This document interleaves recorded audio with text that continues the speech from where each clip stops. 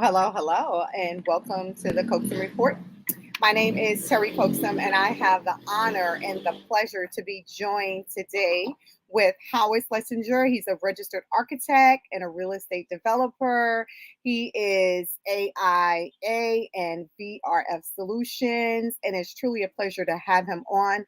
For those of you that are tuning in today, you can catch us on Apple TV. You can catch us on Roku, on www.ourtv.network. You can also watch us on Amazon TV. We partner with Tempo, and we also are on the marketplace. And so I'm super excited to bring Howard on to talk to you today about his experience in property development, restoration, and renovation. Howard, welcome. Welcome to the Very Coaster good to see you. Thank you so much. Report. Oh, wow. It truly is a pleasure to have you on this show today. And if you didn't know, those that are tuning in today can catch us throughout all of the Caribbean, Southeast Asia, and also in the United States here. And so I'm truly blessed to have you on this show today. Why don't you tell our listening audience, what does it mean to be a registered architect and real estate developer? And what is AIA and VRF? All these acronyms. Talk to me. Well, to be a registered architect is obviously a very big trip on one of the professions, from lawyers to accountants and doctors and so on. And the architects have the honor of being in a member of family of professionals that are registered with the state and with Right. various states, all individually set up for that registration. So I'm registered in New York, and VA is an organization that supports architects. As a registered architects organization, there are affiliates that join it as well that are in the real estate industry that really participate in helping a common goal, and that is to make the built environment better. That is, I think, what sums up what we all are here for, and all here for today, That's to right. look at what we can do to make our world and the built environment that we live in better. Supporting our ecosystem. I love to hear that, Howard. And we've talked a lot about going green and green buildings and a lot around, the new legislation and stuff like that. Before we jump into that, though, I want you to really tell me what VRF do as far as solutions are concerned. And before we even get there, Howard, let's back up. Let's back up. I want Okay. you to tell me a little bit about you and how did you even get into this space? What made you want to do this life's work? I mean, it's great work. It is sustainable work. It really is making sure that we're putting planet first. But what made you do this? Like, what brought you here? How'd you get So yeah, I'll keep that really brief because there's a lot to cover. My journey started as an architect. I was registered in the early 80s, joined a firm, wound up purchasing that firm for people that retired. They came out of Skidmore, Owens and Merrill, and had that firm for 10 years. We had an eclectic portfolio. A lot of our portfolio was about restoration and renovation. here? Mm-hmm. One of the buildings that people would know in New York City is the police building downtown on Center Street, where we took a derelict building that didn't have a roof and was waterlogged, and it was transformed into 55 condominiums in the heart of Little Italy in Chinatown. Right. Um, that was really where I got the energy to realize that the idea of rescuing properties is a really great opportunity and breathing life into properties that maybe need to shift in their use, yet can be brought back to life. And that infrastructure speaks to the idea of greening as well, because building a new building is more expensive from an ecological standpoint to us than it is to restore what we have very often. So it is a good mission. It transferred me into a career starting in '97 when I sold my firm to partners. I had an itch to move into more of an entrepreneurial world, and became a developer. My development world was fairly eclectic, from building communication towers in the early 2000s to land development. And I'll kind of bring it right down to this. the largest project. I rescued a property in central Pennsylvania by Bucknell, 42 acres. It was formerly the Lazy Boy manufacturing plant, and it was abandoned. And we were buying properties like that with the same theme of rescuing what's there to create a new use and purpose. And it now thrives as a mixed use residential, commercial, senior housing, and wellness facility with an 8 acre park.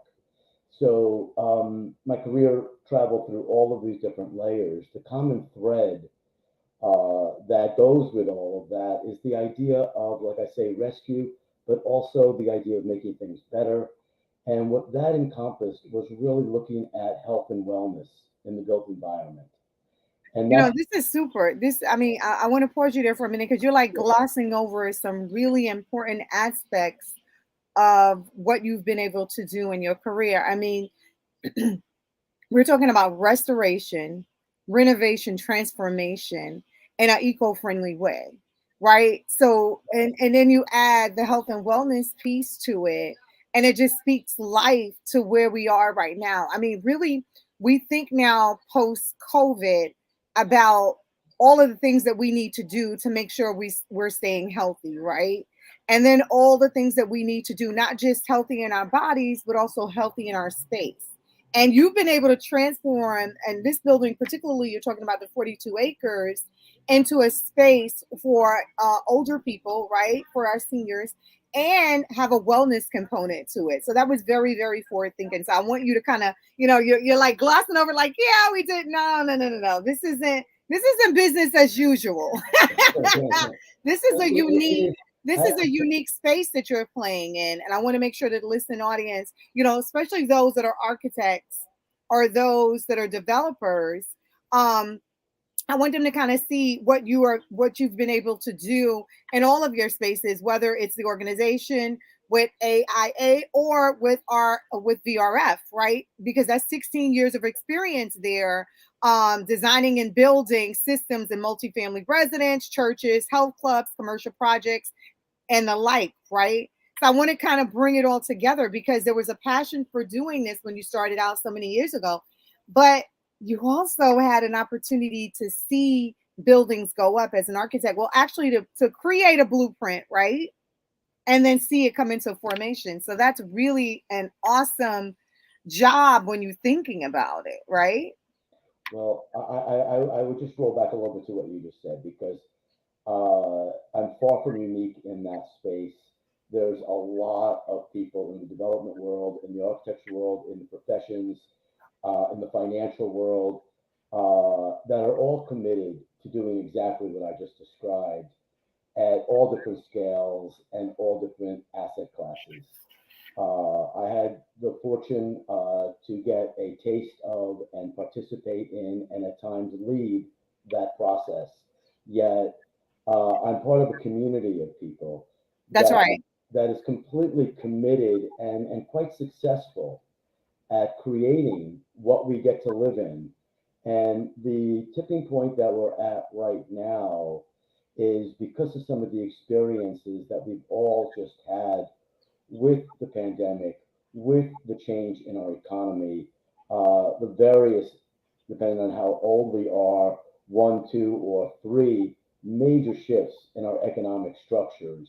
Hmm. Um, we become a community of people that recognize that it's up to us from the ground up as well as from the top down. And you're talking figuratively and And physically that's from the exactly right. ground up. It's a foundation building effort with a vision. And that is something that people are absolutely engaged and aligned to Yes. in this world that we're in right now. And just to clarify one thing about the Pennsylvania project in Lewisburg, is that it wasn't just about seniors. It was really there was a senior component with affordable housing in there, which, as you can imagine, in the Bucknell across the street was quite challenged. Yet it got done. There is a 90,000 square foot wellness center Hmm. that is now owned by the two major hospitals in the area, Wow. Geisinger and Evangelical. Okay. And there is a strip mall. There's a giant food store. It's quite a complex, and it was an expansion of the existing downtown area, which tied into the main street. Right. So that was a unique opportunity. Yet I go back to the idea that it's not that unique. It is really what's going on the ground. I love it. You're like, it's unique, but it's not unique. It, it, it, it's because there's a lot of people committed to this and doing really good work, and it's around the country, it's around the world Right. that we see that all the time. And what I'm a stand for is bringing that to the fore, and that's why I'm so Right. appreciative of you, Terry. Give Right. me a little bit of a seat here. Right. And I mean, and that's why you're here, right? Yes, Because, it's unique, but not unique because there's a family of people that's committed to it, right? yes, But it's 100%. unique in the sense of being on a Coaxum report. It's something that my listening audience isn't really used to hearing about, right? And when I think about this 42 acres, and I think of adding affordable housing, because most of the time we have to ask affordable to who, right? And then you add a component of having this 90,000 square foot wellness center. And I kind of am a little stickler when it comes to adding the seniors to this, because then we go to really affordable, right? Because what we're seeing now in our communities is that, we have instances where our seniors are actually being displaced because they can't afford to live in the spaces that they were living in before. And for you guys to have the wherewithal to add that component to this project is what I wanted to highlight, really. Well, I'll phrase it to you this way, as we both know, we want to talk about some energy issues and things like that. And Right. this is a big issue of socialization and really being a family of people. And as I stood in front of 200 people in a room yelling at me for adding a senior affordable housing component to this property, and spent a lot of time working with the community That's to right. bring that around. And it wasn't me bringing Right. that; it was a community effort that was trying to bring it around and was working on the property that we had purchased. Right. Um, there were people in the That's room the that, unique part I'm talking about. You there guys were people, actually stood together and were able to help the community understand the importance of it, right? And yes, I think that that's why it's so important to have developers and architects with your heart and your mind in these spaces, in these rooms of 200 plus people, in other places, right? Saying, here is what we're doing and here is why we're doing it, and we want you to join us. We don't want you to be outside of this, we want you to be inside of this, and this is what makes our community better. And that's why you're talking about this, a community of people that actually care and committed to this kind of work. And that's why I'm delighted to have you on the show today to really talk about that, because I think it's important for whether my listening audience is listening to me in the Caribbean, or they're listening to me in Southeast Asia, or listening to me here in the United States, to understand that we are a community of committed people that understand the importance of having all of our generations and our dynamics come together collectively for the good of all, in order and be sustainable and economically friendly and eco-friendly. So that's all I was hitting at. So yeah, I really appreciate you kind of bringing that home for me. Now I want to talk about, and I know, when we were kind of thinking about this interview, one of the things that I said to you is that I love to come on the show and talk about barriers, right? So barriers to what you're doing, right? One of them could be seen from just getting people to understand, your committed group of architects, your committed group of developers, getting others to understand that we are all one, right? And that we want to be sustainable and economically friendly. So we want to restore, we want to renovate, and we want to transform in a positive way and add 90,000 square feet of wellness space and senior space, right? But what are some of the barriers to that? Because I can tell you now, sitting in my community board meeting and my precinct committee council meetings, those conversations aren't always received well, especially when you hear developer and architect You don't always have that same heart and mind that you just described in the project that you guys had for that 42,000 for the 42 acres, right? So what are some of the barriers that you guys are facing? And so we can kind of really think about how you're able to do it successfully, because I want to use you as a model for others that are listening to me today, that are architects, that are developers, that are committed to this work. I want them to understand, look, here's what Howard's doing. Here's what, VRF is doing, and here's how you can do it. So talk to me a little bit about those barriers. I'll take it in two directions. One is the role of the people that are in the front of the room, That's right. and the role of the people in the front of the room is to focus on their ears. The most important thing to engage is to listen and to be able to really process and prioritize and explain what makes the most sense for the most people. And everybody doesn't agree to everything. Nope. It is a process no different from our political scene of having people get up there and really and truly listen and care. And when that is genuine and when that is authentic, then people will in kind have a listening for each other. I love it. And that's the experience of that. So I'm going to bring that to number two, which is more locally. I'm on a board that is called Housing and Services, and we take care of permanent housing. It's called supportive housing for people that were formerly homeless, Hmm. that have different challenges from veterans to different kinds of financial and mental issues. And we house a good sized population, over 800 people in our various facilities. We just did what I did in Pennsylvania, and I had very little to do with the process. This is credit to the organization and the incredible team that was put together. And we put up a 13-story building on the Grand Concourse That's right. that is affordable and supportive housing, and achieved platinum lead, That's which right. anybody in the business understands that that's the pinnacle of energy and sustainability compliance. That's right. And it just demonstrates, and in a community with a community board and all the things that you talked about and all of the concerns of who's coming to our neighborhood and will this be better. And I invite people because we're not, again, alone.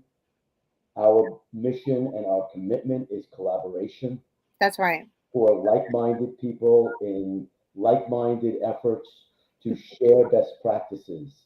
And we had a good experience, That's and we're on a growth mode. And there are many organizations with really good architects and engineering and developers and visionaries and financial support on all levels. One thing I'll say, which might be a little bit on the edge, so I'll be careful. When I went in, when I went into the idea of developing things of scale, I was presented with the opportunity to do something called public-private partnerships, which is a term of art.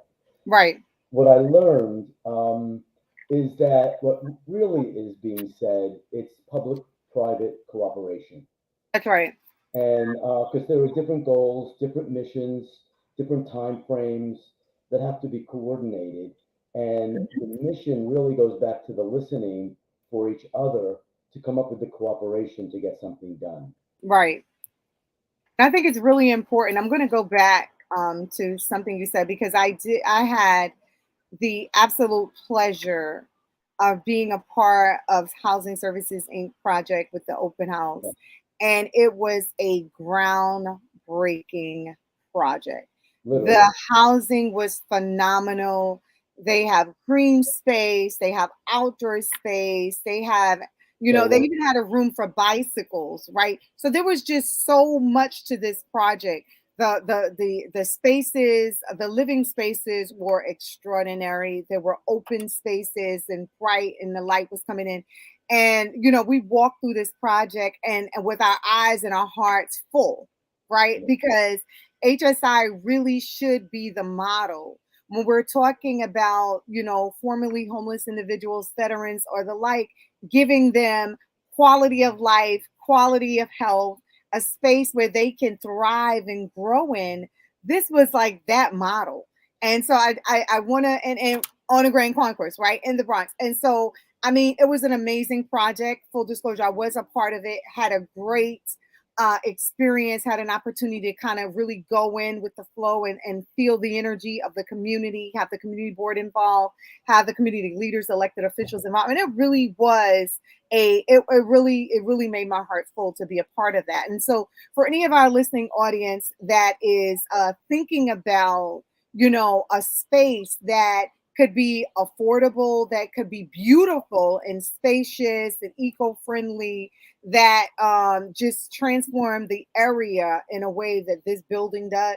I encourage you to please look up HSI, Housing Services Inc., see what they're doing here in New York City, and definitely, look at what they're doing. And you can also emulate it. You can also do what they're doing. So that, I can't let that go. That was really a great project. We worked on it together, Howard.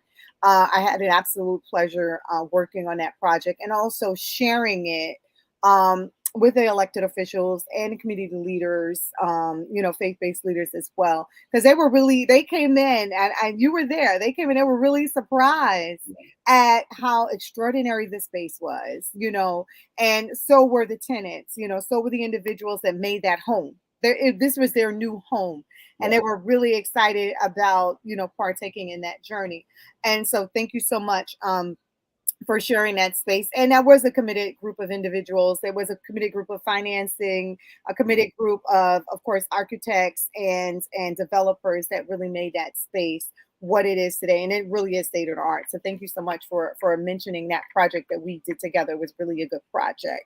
So related to all of this is the question that you asked me is what got me here, and that became the first half of our conversation, which is wonderful, and I really appreciate it because it's good sharing and it's, I think, inspiring to me and I think to people listening that are whatever levels they are in this conversation to see that things can be done well, and That's right. can create community, and that's And really the collaboration makes that happen. You're yeah. absolutely right. So, but what it was all about was really what got me to here and this day and VRF and what that all means and why I've selected this as another path for me to really commit myself and commit the resources and the experience that I can bring to the table for something that is happening in our environment right now, which is completely transformative.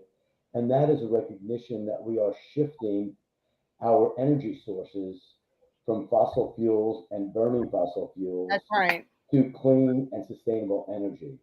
And we are at that tipping point right now. Right. We are implementing with technologies that are at the forefront of everybody's mind with language that everybody recognizes. That's right. And if we take it outside of the missions of money or the missions of politics, the fact of the earth and the fact of the need to have healthy environments, having experienced what it is like for us to experience unhealthy environments, Hmm. we all took a step closer to taking a real look at what does that really entail and how can we at every level of our participation, from people in the business to people using what we create, That's right. say this matters. And I think maybe that's a good segue into what's going on the ground in New York, in the country, with energy transformation, and how that is being dealt with at scale and at an individual level. Okay, and we're gonna go. So we're gonna take a quick commercial break, Oh, and then we're gonna come right back. that's I mean, that cool. was a perfect segue into it. We're gonna talk about what's going on the ground, get more in detail about what's happening with that. So we're gonna take a quick commercial break and be right back.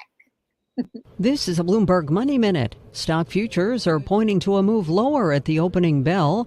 Negotiators are at an apparent impasse over raising the debt limit in Washington, D.C. And Wall Street yesterday posted losses of more than 1% for both the S&P and the NASDAQ. The Dow was down almost 0.7%. Another large accounting firm is cutting jobs. Grant Thornton said it would be reducing its workforce in the U.S. this week amid softening demand for its services. The company would not say how many of its jobs would be cut. The firm has more than 9,000 workers. Deloitte, Ernst & Young, and KPMG have all announced layoffs. Netflix has started clamping down on password sharing in the U.S., telling such customers they can continue sharing for an additional $8 a month. This is for people sharing their passwords with others who don't live in the same house. Analysts say the move could lead to customer cancellations over the short term. Gina Cervetti. This is a Bloomberg Money Minute. Debt ceiling jitters are keeping Wall Street on edge, with negotiations between the Biden administration and House Republicans apparently at an impasse. Time is running short before June 1st, the date by which Treasury Secretary Janet Yellen says the government could run out of cash. Wall Street is coming off a sharply lower session. The S&P 500 gave back more than 1%. The liquidation of bankrupt Virgin Orbit is underway, with no buyer emerging for the entire business. Stratolaunch and Rocket Lab USA are among those picking up the pieces. Stratolaunch has agreed to buy Virgin's modified 747.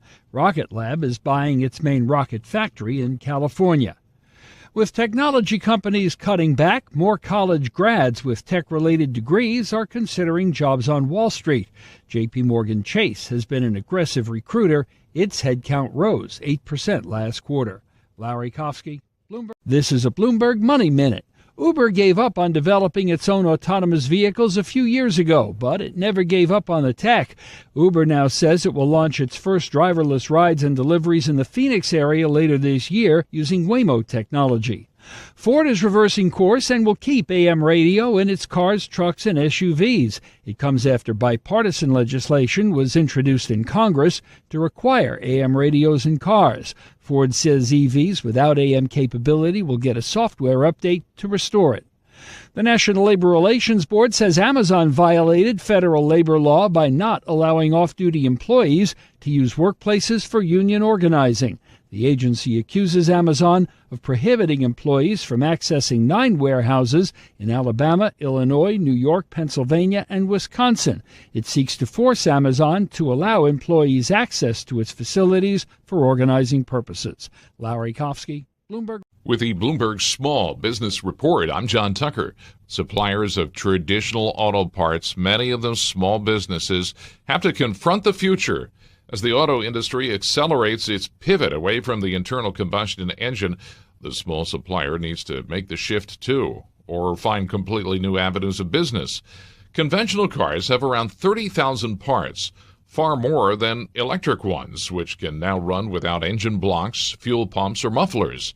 Many smaller suppliers are already surviving on razor-thin margins, and spare cash to expand into another area just doesn't exist. As mandates for EVs take hold across the country, it's hard to see how they can hold back the rising electric car tide much longer. In the U.S., it's estimated some 75,000 jobs could be lost if battery electric vehicles make up half of the domestic auto sales by 2030. And that's the Bloomberg Small Business Report. With This is the Bloomberg Real Estate Report, brought to you by OmegaTaxCredit.com. Well, California home prices may be softening, but try to tell that to Beyonce and Jay-Z. They have just paid a record $200 million for a massive modern home on the Pacific Coast in Malibu, according to TMZ. And that's a record, the most ever paid for a home in California. And this new home is a striking concrete compound conceived by an art collector, William Bell, who hired a Japanese architect, Tadeo Ando. The power couple's new home is almost 40,000 square feet, and their purchase helps make Paradise Cove one of the most expensive tracts of land in the country. The LA Times says details on the home are few and far between because this home was sold as a pocket listing, meaning it was shown only to a few qualified people, never hit the public market. And TMZ says Beyonce and Jay-Z also plan to hold on to their Bel Air mansion as well. And that's the Bloomberg Real Estate.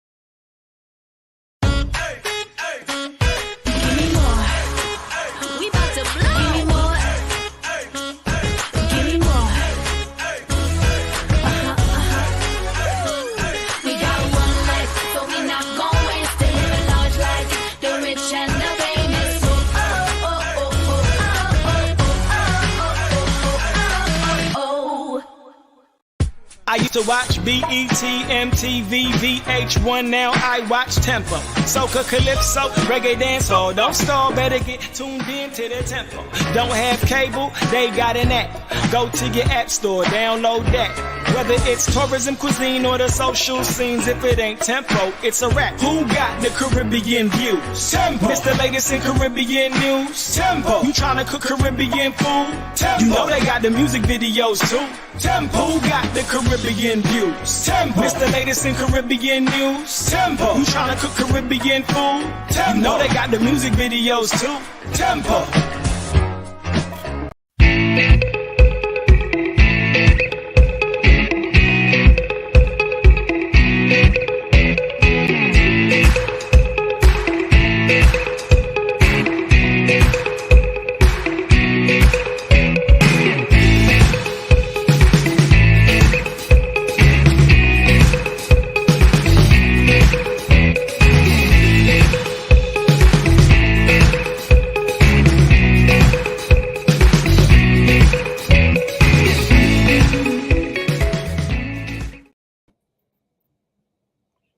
Welcome back to the Marketplace, powered by Callaloo Network. For those of you that are just in, you can catch us on our TV network. You can also catch us on Roku, on Apple, on Amazon Fire TV. I encourage you to download the app, and so you can catch us live. I have the pleasure of being on the show today with Powers Lessinger, who is AIA member in VRF. And so it's truly been a pleasure having this conversation. And when we went on off to commercial, Howard was getting ready to really get down and deep into what's on the ground. And so just a little bit of recap about, Howard is an architect and a developer and has been playing in this space for a long time. And so we're talking about some of the challenges. And so one of the things that I want to go back a little bit before you go forward, Howard. I want to go back to just helping everyone understand the greatest challenges that are facing our building owners right now, as well as the impact of not addressing these pressing issues and the value of addressing these issues. And so, a lot of people don't even understand that there's a lot of changes that are coming about because of legislation and regulation. And so you were getting ready to talk about some of that on the ground. And so I just wanted to go back a little bit and just give a little highlight or a recap of what some of those challenges are for our building owners, as well as the impact of not addressing and the value of addressing these, if that makes sense. Absolutely. And the challenges that buildings are facing right now, we're talking about existing building stock, is the aging of these buildings. If there's a primary issue facing owners, it starts with the fact that there is infrastructure that in places are 20, 30, 50, over 100 years old. That's right. And when you look at that from a infrastructure standpoint of boilers and of chillers and equipment that is then supplying steam or hot water through a piping infrastructure that's buried in the walls, this piping infrastructure is often starting to deteriorate. And we're seeing that more and more as we age. It's like an artery that's getting clogged or it's getting holes in it and it's bleeding. So these are living organisms, these buildings, and they have to be tended to. That's right. And the cost of taking care of them, maintaining them, meeting all of the legislative requirements to maintain them properly within the code and within the law is just increasingly getting more expensive. Yes. And what's coupled on top of that and compounding the issue that owners are facing is that the legislation, particularly in New York as a leader in this space, has recognized that there needs to be sticks and carrots. And as a result of that, they have passed legislation over the years that address the outside of the building. We remember very long ago, we were concerned that cornices were falling off of buildings. Yeah. It was dangerous.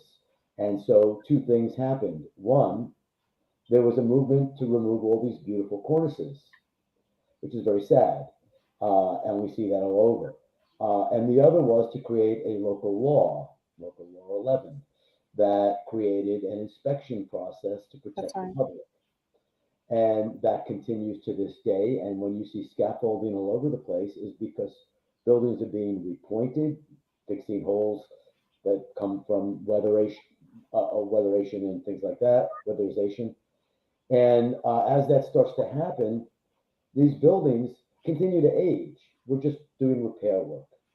So on the outside of buildings, the envelope, as it's referred to, you have your windows that are leaking, you have your walls that are leaking, you have your walls that are deteriorating.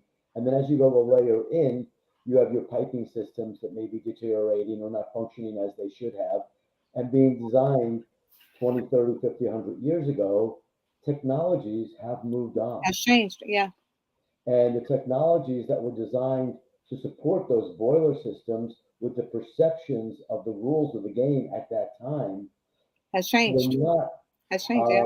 what we know now.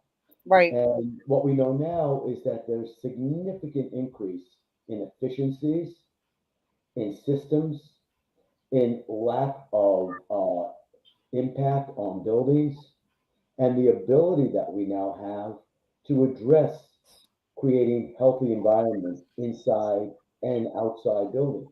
That's right. We have all the technology to do that. It is now the will, the commitment, the recognition how important it is, and obviously always the financial model to make it palatable to ownership and to the people that are paying the rents or purchasing the buildings that we live, work, and play in. Right. Right. So that's what we face right now. And like I say, in the starting of that explanation is infrastructure is a very big driver. It is compounded by local laws. And some of those local laws, like I say, 11, which address the outside, takes us to local law 95. And what we're starting to see in local law 95 is that all over the city, we were very familiar with letter grades on restaurants.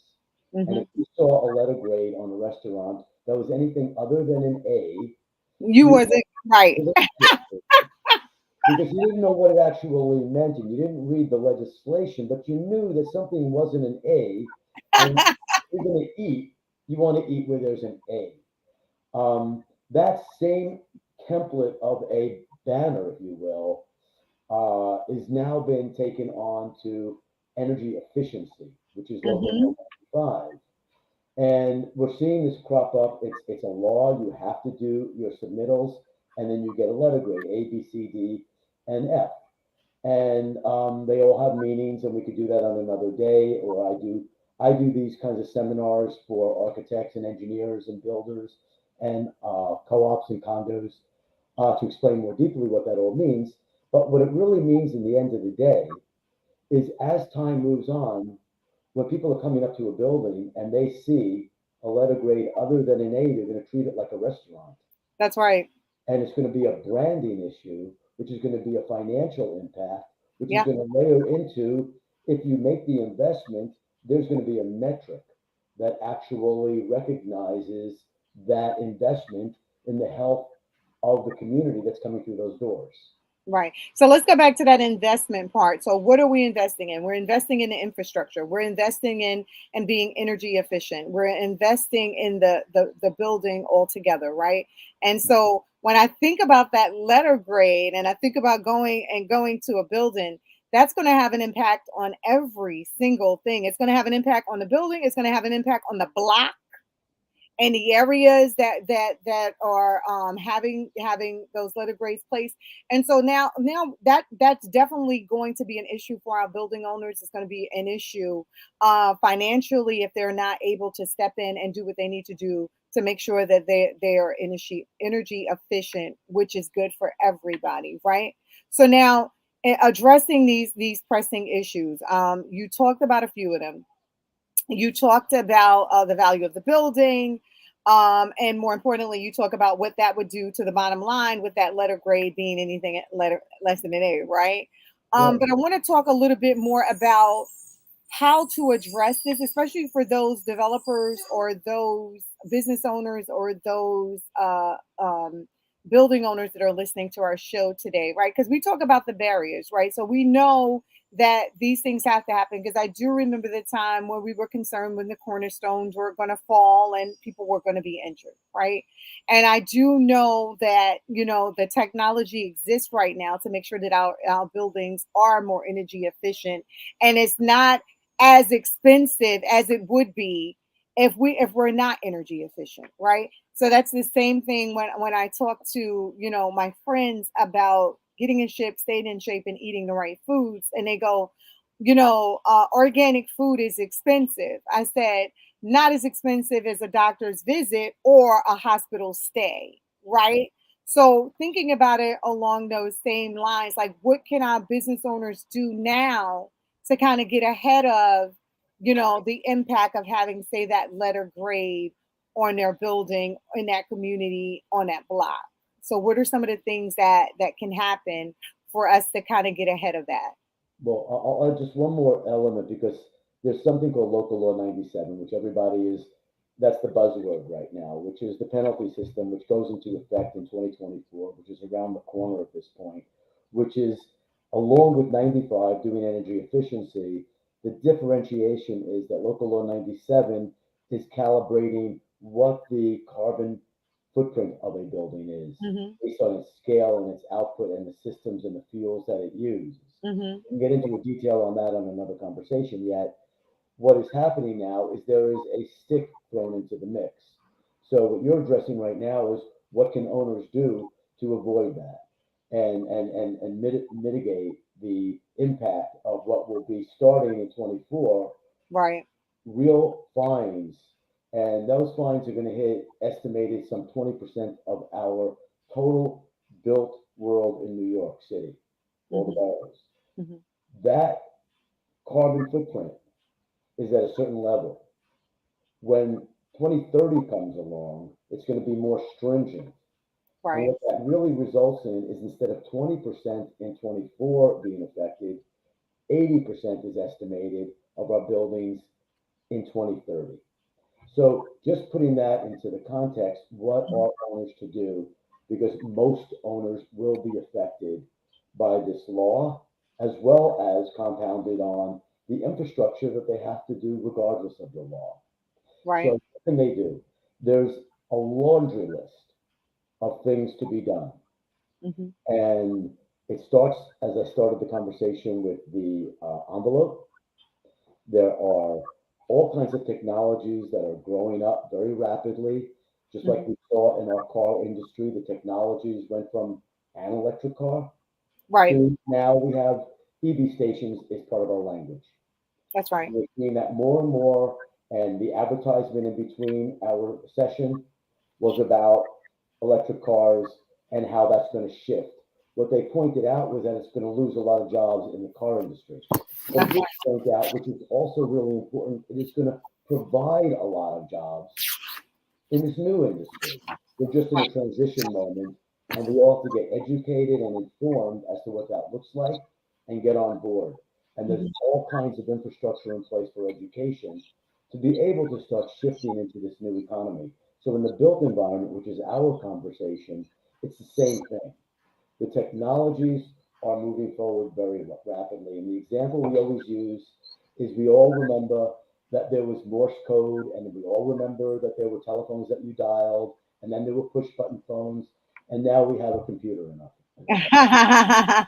and the built industry is still in the Stone Age, and it is looking and has the technology to move forward.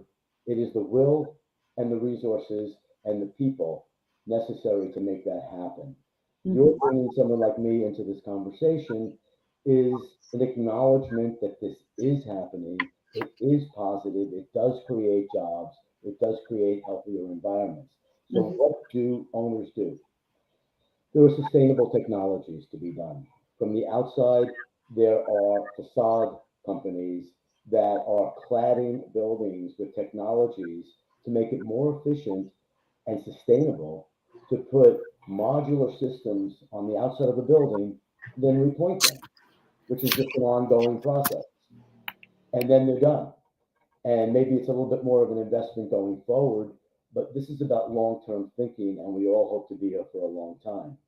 And our buildings will outlast us, and they will be for our children and our grandchildren. So that's a really important attitude shift to say it's not in the moment, but in the future.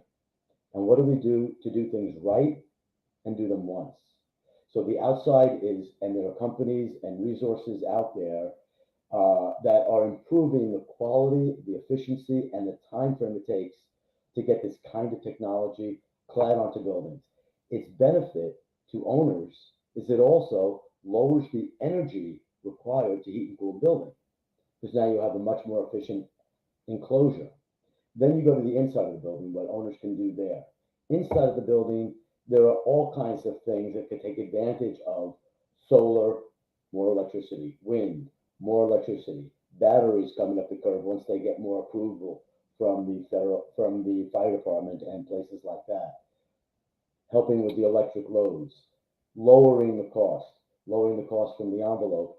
And then there are technologies called heat pumps, which are, in its simplest term of art, a transfer of heat from one place to another.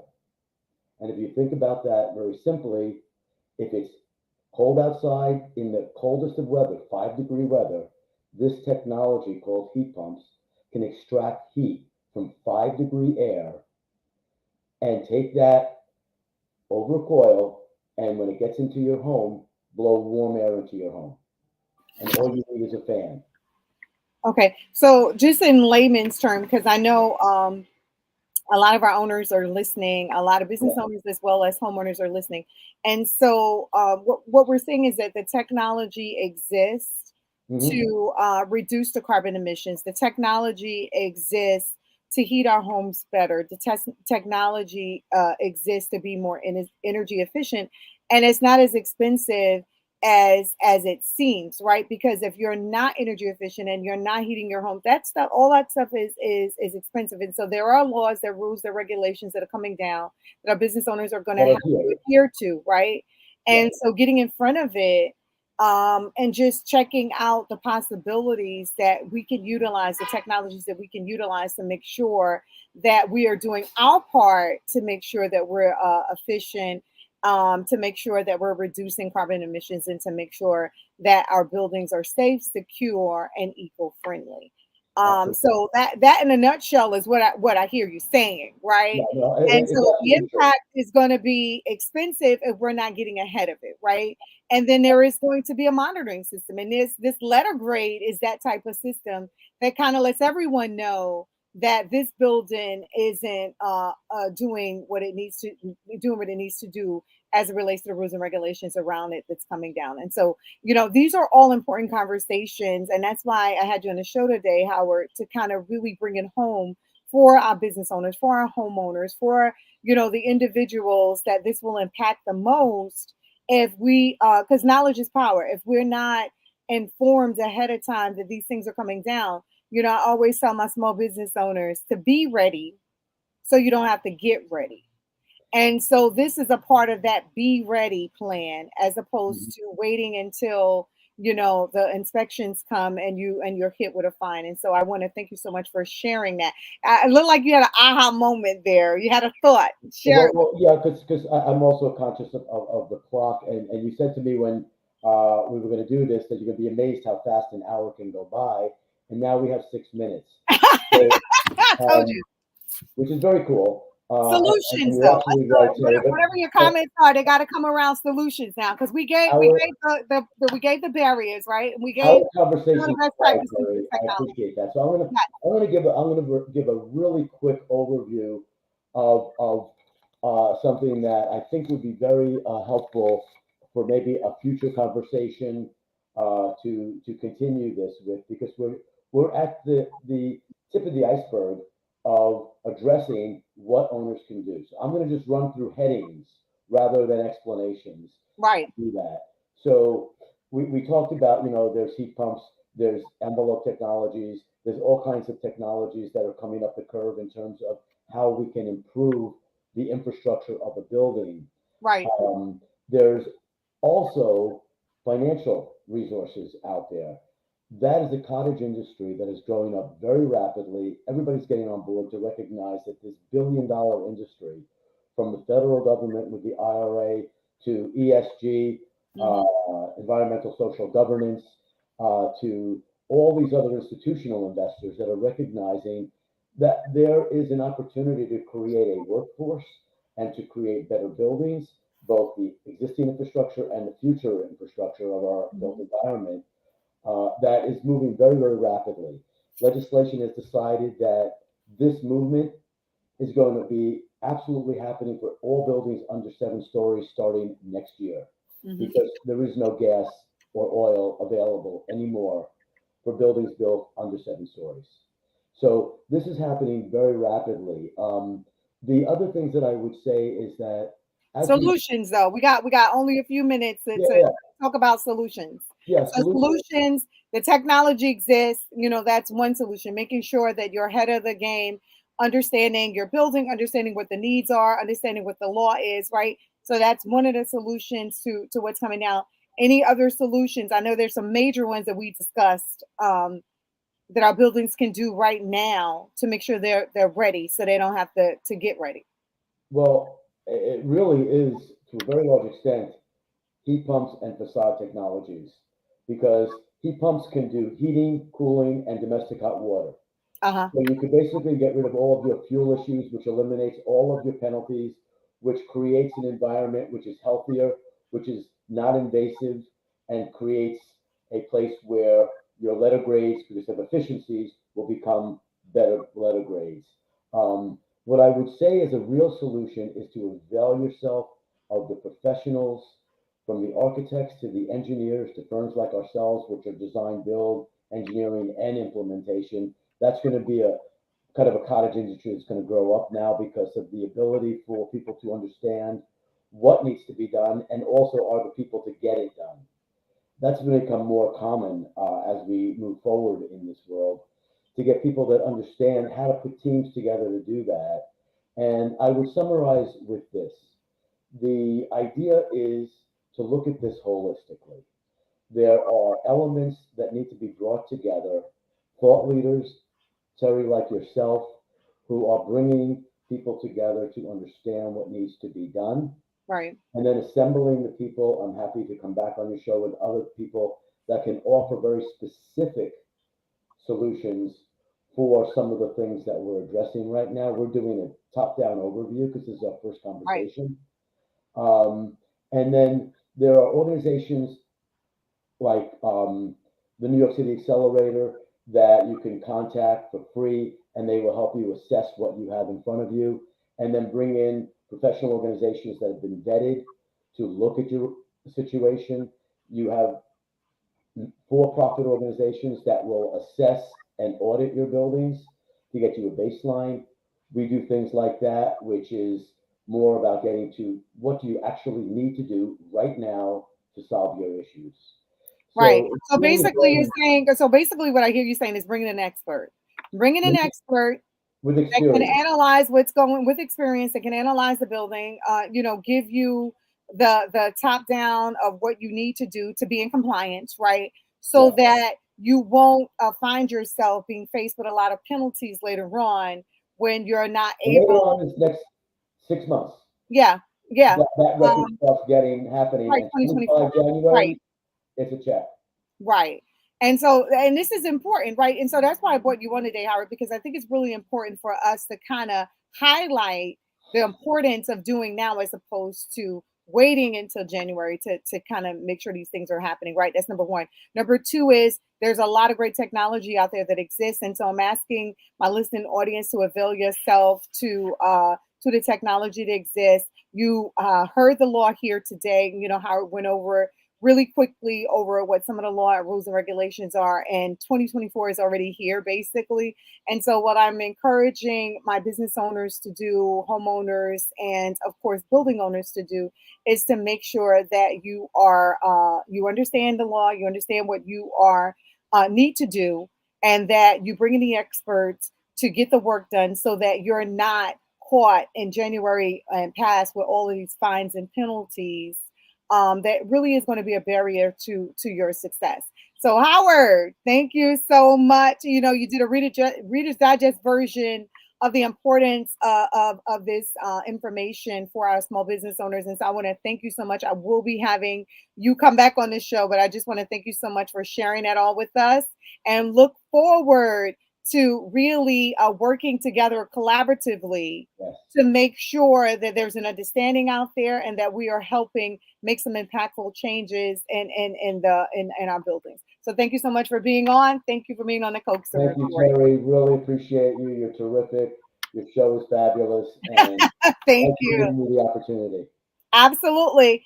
All right, guys. So any of you that missed it, please catch us on Roku or Fire Stick or Amazon or any of those other